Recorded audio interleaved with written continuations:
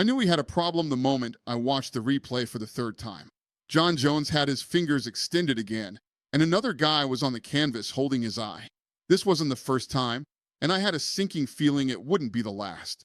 The thing about running the UFC is that you're constantly walking a tightrope between protecting fighters and protecting the business. When your light heavyweight champion keeps doing the same thing over and over, and fans are starting to notice patterns, you've got decisions to make. Real decisions that affect real people's careers and eyesight. Jon was different from day one. 19 years old when he walked into our gym, already moving like he'd been fighting his whole life. The reach, the creativity, the ability to make other elite fighters look ordinary. You don't see that combination very often. Maybe once in a decade. But with greatness comes complications, and Jon's complications were starting to stack up. The eye poke issue didn't happen overnight. It built slowly, fight after fight. First it was accidents, genuine mistakes that happen in combat sports. Fingers fly, eyes get caught, fighters recover and continue. That's the nature of the game when you're wearing 4-ounce gloves and trying to establish distance with your hands. But patterns emerge when you're watching as many fights as I do. Jon's reach was his biggest weapon, 84.5 inches of leverage that let him control range better than anyone in the division. The problem was how he used it. Those long fingers, always extended, always probing, always finding their way to his opponent's face in ways that weren't quite right. I remember the conversation with our officials after the Shogun fight. Dana, we're getting complaints about Jones's eye pokes. The complaints weren't just coming from fighters. They were coming from commissions, from media, from fans who were starting to put together highlight reels of Jon's accidents. When highlight reels exist of your fouls, you've crossed a line somewhere. The rulebook is clear about eye pokes. They're fouls, intentional or not. They're fouls that can stop fights, change outcomes, and end careers. But the rulebook doesn't tell you what to do when your biggest star keeps committing them and claiming they're accidents. The rulebook doesn't explain how to handle a champion whose fighting style naturally leads to eye contact that technically isn't allowed. That's where the real pressure starts building. Not from the fighters getting poked. They understand the risks when they sign contracts. The pressure comes from having to explain to everyone else why the rules seem to bend differently for different people. Why some fighters get immediate point deductions for eye pokes, and others get warnings. Why some accidents look more accidental than others. Jon's team had explanations for everything. His reach meant he had to fight with his hands extended to maintain distance. His unorthodox style required finger placement that sometimes led to contact. His opponents were walking into his hands as much as he was reaching for their eyes. All technically true, all defensible, all missing the point that was becoming harder to ignore. The breaking point came during the Glover-Teixeira fight. Jon poked Glover multiple times in that fight. Multiple times. Each time, the referee gave a warning. Each time, Jon apologized and said it was unintentional. Each time, he went right back to fighting with his fingers extended, probing with those long arms, finding his opponent's eyes like they were magnetically attracted. I watched that fight from cage side, and I could feel the crowd's frustration building with each poke. These weren't casual fans booing. These were hardcore MMA fans who understood technique and strategy. They knew the difference between incidental contact and a pattern of behavior. They could see what was happening, and they expected us to do something about it. After that fight, I had to make a call that would define how we handle rule enforcement for our biggest stars. Do you treat Jon Jones like any other fighter who repeatedly commits fouls? Do you start taking points more aggressively? Do you fine him? Do you have private conversations about changing his style? Or do you accept that this is part of what makes him effective and find ways to manage the optics? The phone calls started within hours. Glover's team, commission officials, other fighters' managers asking if their guys would get the same treatment. Everyone was watching to see how we'd respond. I remember sitting in my office that Monday, going through footage with our team. We counted 4 separate eye poke incidents in that fight. 4. Each one technically a foul, each one treated as a warning. Try explaining that to the press without sounding like you're making excuses.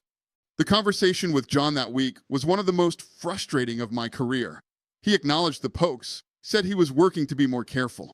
But when I asked if he could fight effectively while keeping his fingers closed, he got quiet. That silence told me everything. This wasn't something he was willing or able to change.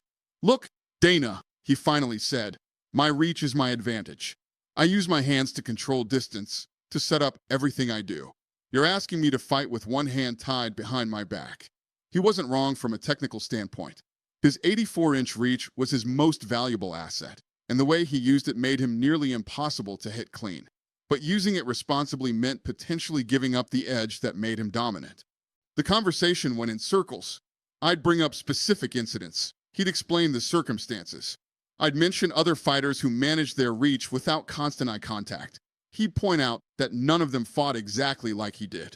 By the end, we both knew nothing fundamental was going to change.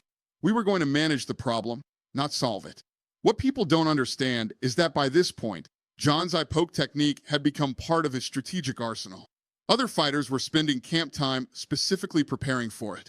Opponents' corners were telling their guys to expect it, to protect against it, to complain loudly when it happened. The fan reaction was getting harder to ignore. Online forums were filled with frame-by-frame breakdowns of Jon's fights, counting every extended finger, every questionable contact. Someone created a compilation video that got millions of views showing Jon's eye pokes in slow motion set to music. When your fouls become viral content, you've got a public relations nightmare. Inside our company, the discussions were getting heated. Some executives wanted to be more aggressive with discipline to protect the organization's reputation. Others argued that Jon was too valuable to risk alienating. These weren't friendly policy debates. They were arguments about what we stood for as a company. The problem with having superstars is that they generate different kinds of pressure than regular fighters. Jon wasn't just our light heavyweight champion.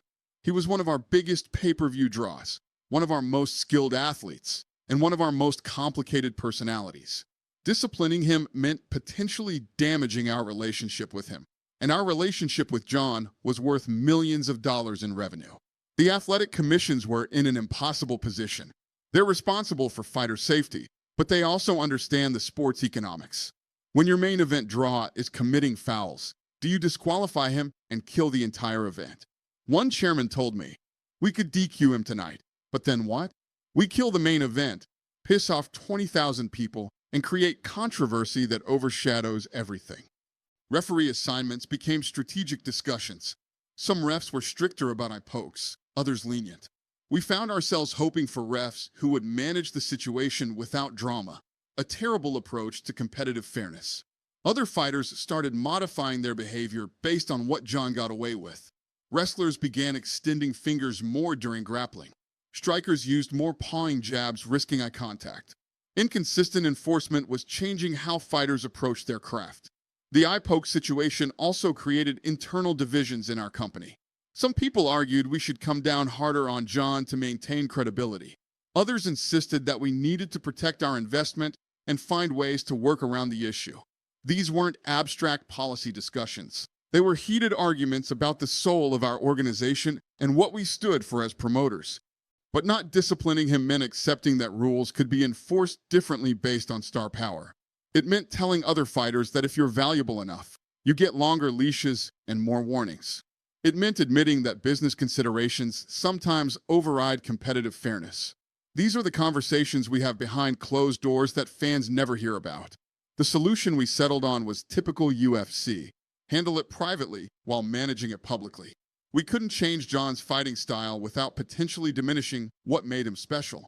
We couldn't start taking points aggressively without creating drama that would overshadow his fights. So we talked to him about being more careful, worked with officials on clearer warnings, and hoped the issue would fade as his opponents learned to adapt. Behind closed doors, we implemented what I called the Jones Protocol. Referees were briefed specifically about his tendency toward eye contact. They were told to be more verbal with warnings, to make it clear when he was pushing boundaries. We thought if we could make the warnings more obvious and consistent, maybe the pattern would change, or at least the criticism would quiet down. We also started working with broadcast partners to manage how eye pokes were discussed during fights. Instead of highlighting every incident, commentators were encouraged to focus on technique and strategy. The idea was to avoid drawing attention to something we couldn't completely prevent. Looking back, this was probably when we crossed from managing a problem to covering it up. Looking back now, I realized we were treating symptoms instead of the disease. The real issue wasn't Jon's fingers. It was our inability to enforce rules consistently when business interests were at stake. We had created a system where star power influenced how rules were applied, and everyone knew it even if no one wanted to say it out loud. The eye poke situation became a symbol of something bigger in our sport. It represented the tension between protecting fighters and promoting fights. It highlighted the difference between how rules are written and how they're actually enforced. It showed that even in a sport built on fairness and competition, some competitors get different treatment based on their value to the organization. Jon kept winning fights, and the eye pokes continued happening. Some were clearly accidental, some were questionable, and some made you wonder how someone so precise and controlled in every other aspect of fighting could be so repeatedly careless with his fingers. But by then, it had become part of his reputation, part of what opponents had to prepare for when they fought him. The strangest part about the whole situation was how Jon handled the criticism. He never denied that the pokes were happening, never claimed he was being unfairly targeted. He acknowledged the issue, said he was working on it, and continued fighting the same way. That kind of honesty almost made it worse, because it meant he knew exactly what he was doing and chose to keep doing it anyway. Years later, when Jon moved up to heavyweight, the eye poke issue followed him. New division, new opponents, same extended fingers finding their way to faces. It proved that this wasn't something he was going to grow out of or fix through training adjustments. This was part of who he was as a fighter, and we were part of the system that had decided to accept it. The heavyweight debut brought fresh attention to old problems. Jon's first heavyweight fight was scrutinized heavily, people watching specifically for eye pokes. When they happened, the reaction was predictable. Jon hadn't changed, neither had our approach. What made the heavyweight situation different was the caliber of opponents and the stakes involved. These weren't just title eliminators. These were potential super fights worth hundreds of millions in revenue. When Jon poked Stipe Miocic during their fight, the backlash was immediate and intense. Stipe was a beloved champion, a firefighter, an American hero. Watching him get eye poked by Jon felt different than watching it happen to other fighters. Elite fighters were dedicating training time to defending against illegal techniques. Stipe spent weeks working on hand positioning to protect his eyes. Francis's team installed specific protocols for extended fingers. Think about that. The best heavyweights in the world were game planning around rule violations. The pattern had become so established that commentators mentioned it during previews. Watch for Jon's extended fingers became regular talking points. We had normalized illegal behavior to the point where our broadcast team treated it as legitimate strategy. The lesson I learned from Jon's eye poke era is that some problems don't have clean solutions when you're balancing multiple competing interests. You can't always choose between right and wrong when both choices have significant consequences. Sometimes you have to choose between different types of wrong and hope you can live with the decision. What bothers me most about how we handled it isn't that we made the wrong choice. It's that we never really made a choice at all. We just let the situation continue and adapted our enforcement around it. We normalized behavior that should have been corrected, and we did it because the alternative felt too risky for business. That's the reality of running a combat sports organization. You're constantly making judgment calls that affect people's health, careers, and livelihoods. You're trying to maintain competitive integrity while building an entertainment product.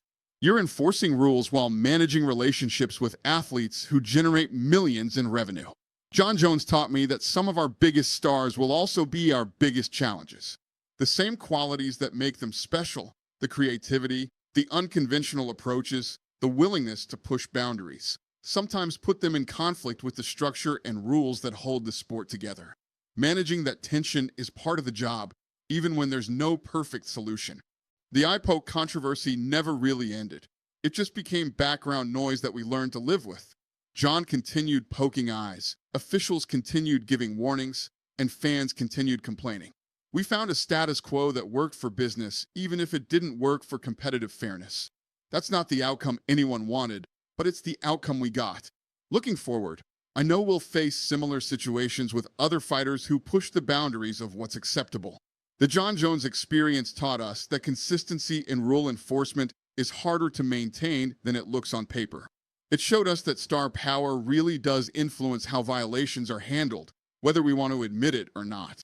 The questions that kept me up at night during that period still don't have easy answers. How do you balance protecting all fighters equally with protecting your biggest investments? How do you maintain competitive integrity when business pressures push in different directions? How do you enforce rules fairly when the consequences of enforcement vary dramatically based on who's being penalized? These are the conversations that happen in my office that fans never see. These are the decisions that shape how our sport evolves, one compromise at a time. Jon's eye pokes were just one example of how the business reality of professional fighting sometimes conflicts with the ideals of fair competition. The whole situation left me with mixed feelings about our role as promoters versus our role as guardians of the sport. We succeeded in protecting Jon's career and our business relationship with him. We failed in consistently enforcing the rules that are supposed to protect all fighters equally. Both things can be true at the same time, and living with that contradiction is part of what makes this job challenging. Every major decision in this business involves trade-offs that somebody's not going to like. You can maintain perfect competitive integrity and risk losing the stars that drive revenue. Or you can protect your investments and accept that some rules get enforced differently. Neither choice feels completely right when you're the one making it. In the end, Jon Jones's eye poke legacy became a case study in how combat sports organizations handle rule violations by their most valuable assets. It wasn't our finest moment in terms of competitive fairness, but it was probably inevitable given the pressures and incentives that drive decisions in professional fighting. The real question is whether we learned enough from it to handle similar situations better in the future.